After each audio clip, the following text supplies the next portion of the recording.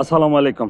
প্রিয় দর্শক, আপনারা দেখলে আশ্চর্য হবেন যে এই যে একটা গোল চত্বর দেখা যায়, এখানে প্রায় 10টা রাস্তা আছে। বিভিন্ন দিক থেকে আসছে গেছে 10টা চারদিকে মিলায়া।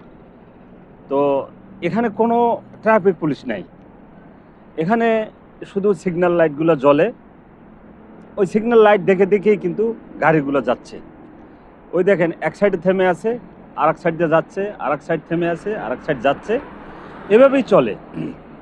কিন্তু বাংলাদেশে হলো তো কি, এত বড় একটা গোল চত্বর যেখানে মিনিমাম 20-30 জন পুলিশ থাকতো, আর ডাইনাতি বামাতি কাজ করতো।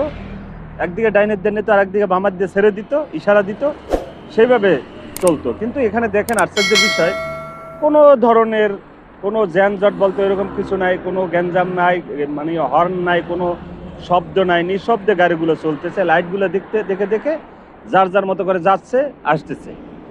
তো আমরাও চাই আমাদের দেশেও এরকমের একটা পরিবেশ তৈরি হোক, যেখানে মনে করেন কেউ গায়ের জোরে চলে যাবে না। যতই ফাঁকা থাকুক, সে কিন্তু তার লাইট যদি অফ না হয়, তাকে যদি যাওয়ার সিগন্যাল লাইটে না দেয়, সে কিন্তু এই ফাঁকা থাকলেও সে যাবে না।